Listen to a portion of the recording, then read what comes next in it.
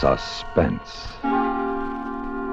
And the producer of radio's outstanding theater of thrills, the master of mystery and adventure, William N. Robeson. Radio drama is an art form which developed slowly during the quarter century between the perfecting of the audio tube of Dr. Lee DeForest and the video tube of Dr. Vladimir Zwoyorkin. We feel that great radio plays, just as great stage plays, should be revived from time to time. So, we are presenting a revival of one of the most famous radio plays of all time, Lucille Fletcher's unforgettable Sorry, Wrong Number. And of course, there is only one actress in the world entitled to play the leading role of the harassed Mrs. Stevenson. She who created the role 14 years ago, Miss Agnes Moorehead. Listen then to Sorry, Wrong Number, which begins in exactly 1 minute. We have, together, ample capacity and freedom to defend freedom. This is NATO, the North Atlantic Treaty Organization. Day after day, month after month, since April 4th, 1949, the activities of the North Atlantic Treaty Organization have moved steadily forward on many fronts. This complete cooperation must and will continue because the concept of national self-sufficiency is out of date. Countries of the free world are interdependent, and only in genuine partnership and by combining their resources, sharing tasks in many fields, can progress and safety be found. The United States of America is a part of NATO. You should be aware of and alert to the objectives and programs of the North Atlantic Treaty Organization. And now, Sorry, Wrong Number, starring Miss Agnes Moorehead. A tale well calculated to keep you in suspense.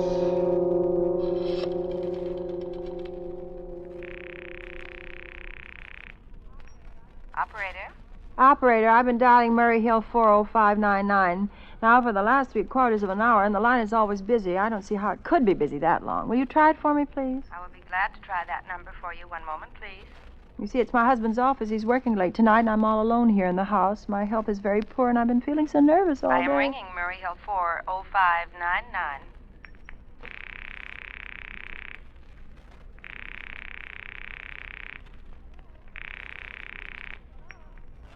Hello? Hello? Hello, is Mr. Stevenson there? Hello?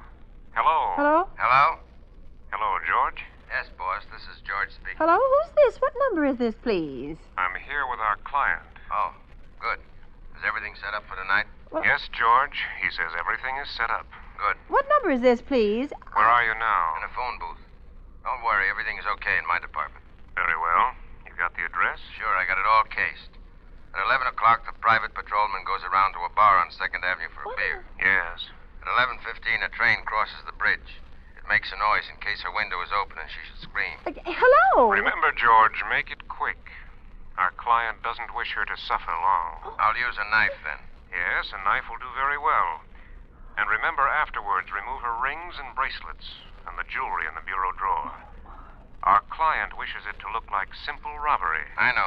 Don't worry. I never muff a job like this. Everything's okay. I never... Oh, how awful. How unspeakably awful. Operator, I've just been cut off. I'm sorry. What number were you calling? Why, it was supposed to be Murray Hill 40599, but it wasn't. Some wires must have got crossed, and I was cut into a wrong number, and I've just heard the most dreadful things, something about a murder. And, operator, you'll simply have to trace that call at once. What was the number? Well, I don't know. It was a wrong number, and these two men, they were cold-blooded fiends, and they were going to murder somebody, some poor, innocent woman who was all alone in a house near a bridge. We've got to stop them. We've just got to... What number were you calling? Well, that doesn't matter. It was a wrong number. Now, look, it was obviously a case of some little slip of the finger. I asked you to get me Murray Hill 40599. You dialed it, but your finger must have slipped. And I was connected with some other number. I could hear them, but they couldn't hear me. Now, I simply fail to see why you couldn't make that same mistake again on purpose, why you couldn't try to dial Murray Hill 40599 in the same sort of careless way. Murray Hill 40599. I will try to get it for you. Well, thank you.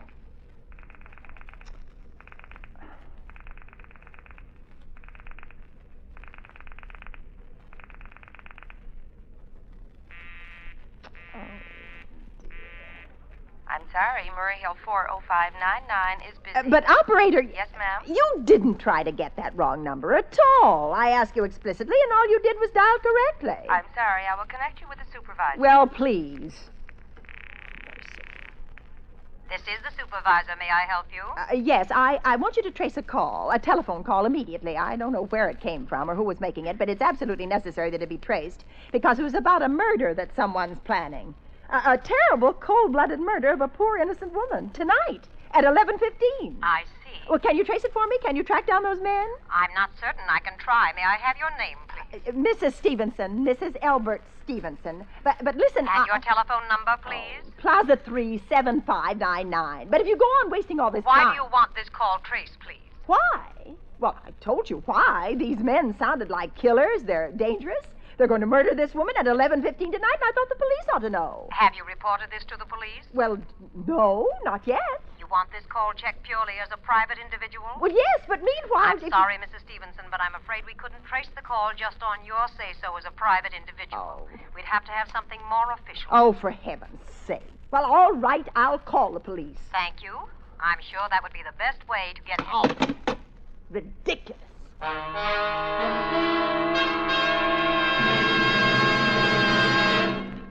The second act of Suspense continues in 1 minute. Another visit with Joe and Daphne Forsythe. Hey, honey, I'm home. Daphne. Drop dead. Uh-oh, what's the matter, honey? Don't you speak to me, you Don Juan. Don Juan? Daphne, I'm no Don Juan. No habla español. Very funny. Ha, ha, ha. Well, it was no prize winner, but... Neither are you Lothario. I've often wondered, what's a Lothario?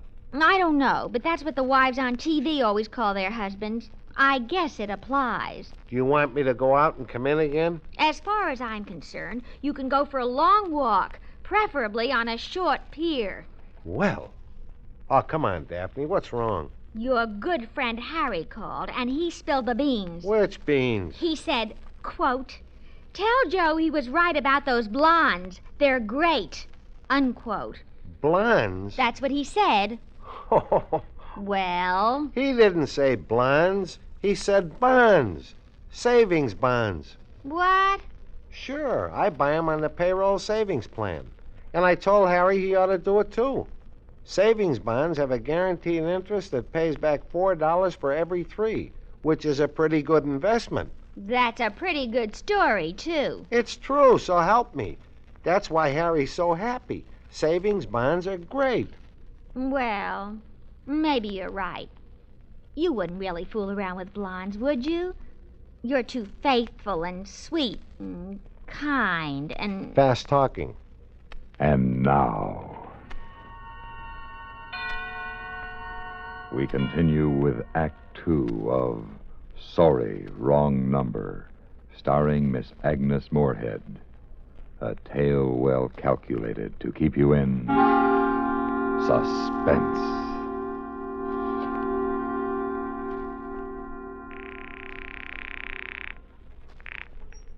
Operator? The police department. Get me the police department, please. Thank you. I will connect you with the police department. Oh, dear. You have to dial? Can't you ring them directly? Police station, precinct 43, Sergeant Martin speaking. Police department? Oh, this is Mrs. Stevenson. Mrs. Elbert Smythe Stevenson of 53 North Sutton Place.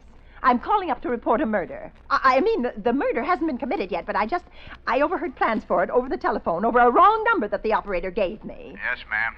It was a perfectly definite murder. I heard their plans distinctly. 2 men were talking, and they were going to murder some woman at 11:15 tonight. She lived in a house near a bridge. Are you listening to me? Yes, ma'am. And there was a private patrolman on the street. He was going to go around for a beer on 2nd Avenue. And there was some third man, a client, who was paying to have this poor woman murdered. They were going to take her rings and bracelets and use a knife. Well, it's just unnerved me dreadfully, and I'm not well. I see, and when was all this, ma'am? About 8 minutes ago. And what was that number you were calling? Murray Hill 40599. But that wasn't the number I overheard. I mean, Murray Hill 40599 is my husband's office. He's working late tonight, and I was trying to reach him to ask him to come home. I'm an invalid, you know, and it's the maid's night off, and I hate to be alone, even though he says I'm perfectly safe as long as I have the telephone right beside my bed. Well, we'll look into it, Mrs. Stevenson, see if we can check it with the telephone company. Check it! I've already taken care of that. Oh, you have? Yes, and personally I feel you ought to do something far more immediate and drastic than just check the call. I'd say the whole thing calls for a search. A complete and thorough search of the whole city. I'm very near the bridge, and I'm not far from 2nd Avenue, and I know I'd feel a whole lot better if you sent around a radio car to this neighborhood at once. And what makes you think the murder's going to be committed in your neighborhood, ma'am? Well, I don't know. Only the coincidence is so horrible. 2nd Avenue, the patrolman, the bridge. Look, lady, why don't you look at it this way? Supposing you hadn't broken in on that telephone call. Supposing you'd got your husband the way you always do. You wouldn't be so upset, would you? Well, I suppose not, only it sounded so inhuman, so cold-blooded. Unless, of course, you have some reason for thinking that someone may be planning to murder you. Me? Oh, no, I hardly think so. I mean, why should anybody? I'm alone all day and night. I see nobody except my maid, Eloise. She's a big girl. She weighs 200 pounds. She's too lazy to bring up my breakfast tray. And the only other person is my husband, Albert. He's just crazy about me, just adores me. Waits on me hand and foot, has scarcely left my side since I took sick 12 years ago. Well, then there's nothing for you to worry about. Now, if you'll just leave the rest of this to us, we'll take care of it. But what will you do? It's so late. It's nearly 11 now. We'll take care of it, lady. Well, will you broadcast it all over the city and send out squads? And warn your radio cars to watch out, especially in suspicious neighborhoods like mine. Look, lady, I said we'd take care of it. Just now, I've got a couple of drunks here that require my immediate attention. Good night, ma'am, and thank you. Oh, you idiot. Oh. Now, why did I hang up the phone like that? Now he'll think I am a fool. Oh, why doesn't Albert come home? Why doesn't he? Get the operator again. Operator? Operator, for heaven's sake, will you ring that Murray Hill 40599 number again? I can't think what's keeping him so long. I will try it for you. Try.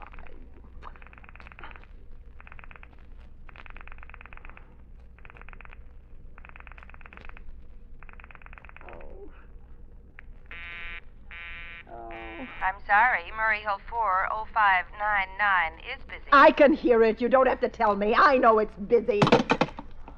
Oh, if I could only get out of this bed for a little while. If I could just get a breath of fresh air or just lean out of the window and see the street. Oh. Hello? Albert? Hello? Hello? Hello? Oh, what's the matter with this phone? Hello? Hello? What in the world? Hello? Hello? Oh, for heaven's sake, who is this? Hello? Hello? Hello? What in the world? What are they trying to do to me anyway? Operator? Hello, operator. I don't know what's the matter with this telephone tonight, but it's positively driving me crazy. I've never seen such inefficient, miserable service. Now, look, I'm an invalid, and I'm very nervous, and I'm not supposed to be annoyed. But if this keeps on much longer... What seems to be the trouble, please? Well, everything's wrong. I haven't had one bit of satisfaction out of one call I've made this evening. The whole world could be murdered for all you people care, and now my phone keeps ringing and ringing and ringing and ringing every 5 seconds, and when I pick it up, there's no one there. I'm sorry. If you will hang up, I will test it for you. I don't want you to test it for me. I want you to put that call through, whoever it is, at once. I'm afraid I can't do that. You can't? Oh, you can't. And why? Why, may I ask? The dial system is automatic. Automatic? And meanwhile, I've got to sit here in my bed suffering every time that phone rings, imagining everything. I will try to check the trouble for you. Oh, for heaven's sake, I'm going to go out of my mind. Hello? Hello, stop ringing me. Do you hear? Answer me. Who is this? Do you realize you're driving me crazy? Who's calling me? What are you doing it for? Now, stop it. Stop it. Stop it. I say, hello. If you don't stop ringing me, I'm going to call the police. You hear? The police. Oh, if Albert would only come home. Oh, let it ring. Go on, ring. It's a trick of some kind. I won't answer it. Go on, ring, ring, ring. Ring.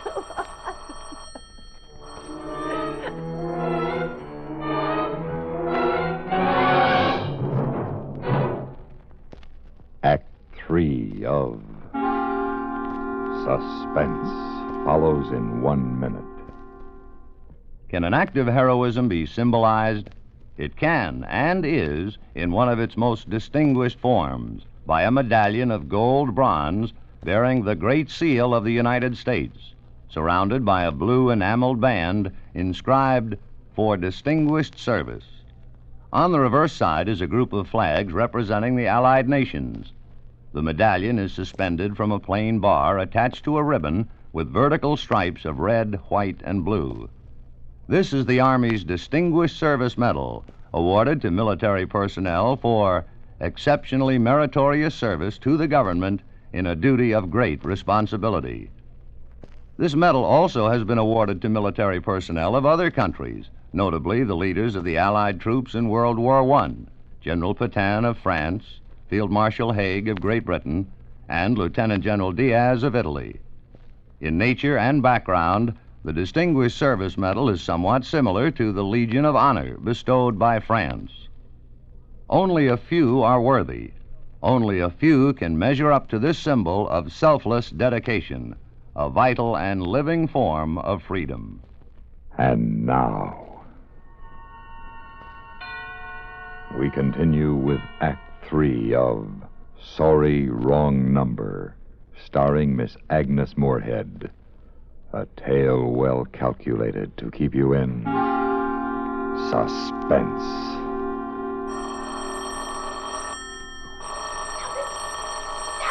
Stop it! I can't stand it anymore! Stop it! Hello! What do you want? Stop ringing, will you? Stop it! Just stop. Hello, is this Plaza 37599? Oh, yes. Yes, I'm sorry. This is Plaza 37599. This is Western Union. I have a telegram here from Mrs. Albert Stevenson. Oh, well, I'm Mrs. Stevenson. The telegram is as follows. Darling, terribly sorry. Tried to get you for last hour, but line busy. Oh. Leaving for Boston 11 p.m. tonight on urgent business. Oh, no. Back tomorrow afternoon. Keep happy. Love, signed Albert. Oh, no. Do you wish us to deliver a copy of the message? No, thank you. Thank you, madam. Good night. Good night. Oh, no. I don't believe it. He couldn't do it. Not when he knows I'll be all alone. It's some trick, some fiendish trick. Operator, try that Murray Hill 40599 number for me just once more, please. You may dial that number direct. Oh, I can't.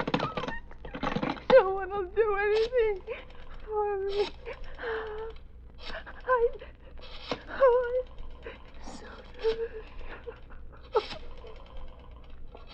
Oh, it's got to be there.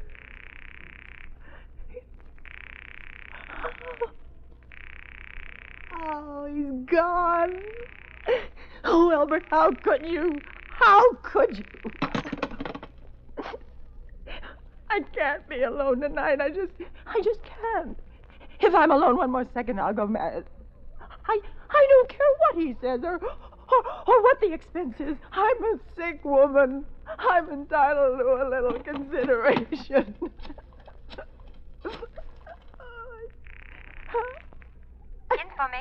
Information. I want the telephone number of Henchley Hospital. Henchley Hospital?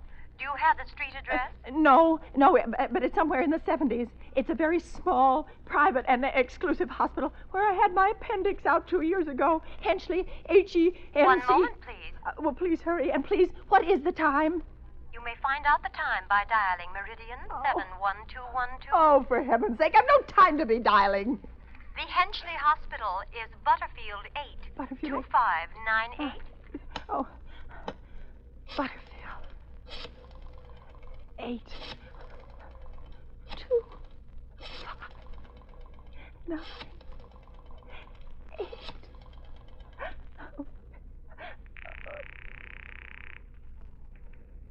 Henchley Hospital, good evening. A nurse's registry, please. Who was it you wished to speak to, please? I want the nurse's registry at once. I want a trained nurse. I want to hire her immediately for the night. I see.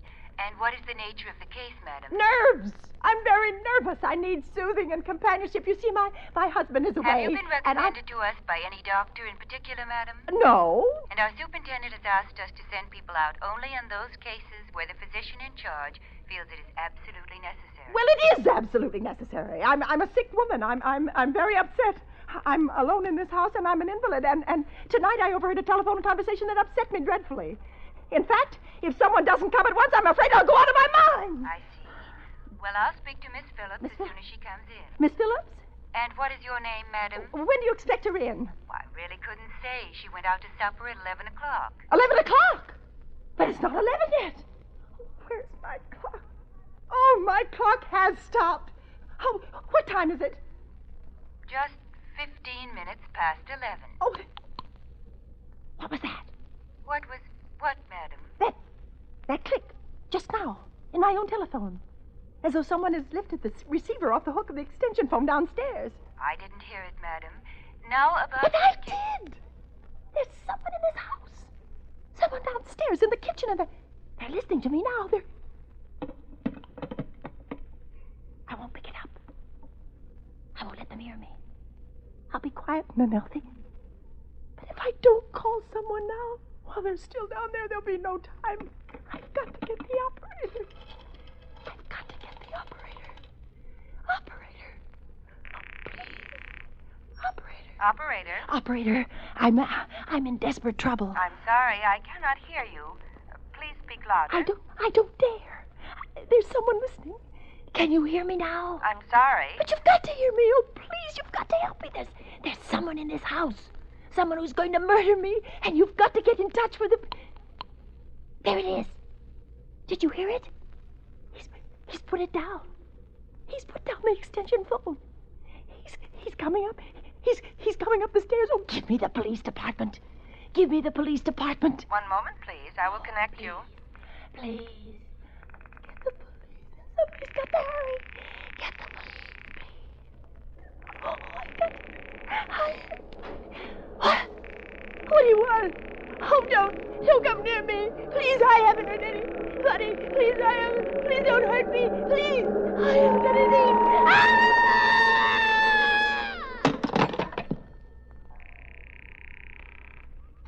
Police Department, Precinct 43, Sergeant Martin speaking.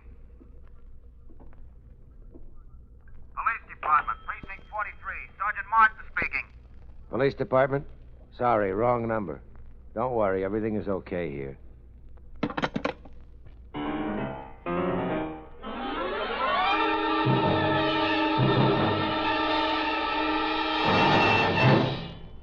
Suspense, in which Miss Agnes Moorehead starred in William N. Robeson's production of Sorry, Wrong Number, written by Lucille Fletcher. Supporting Miss Moorehead in Sorry, Wrong Number were Jeanette Nolan, Virginia Gregg, Ellen Morgan, Joe DeSantis, Byron Kane, and Norm Alden. Listen.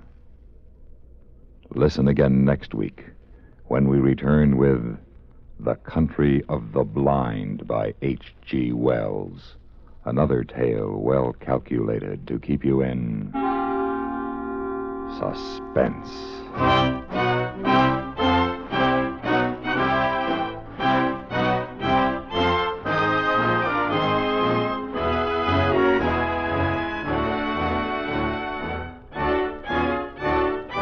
Suspense has been brought to you through the worldwide facilities of the United States Armed Forces Radio and Television Service.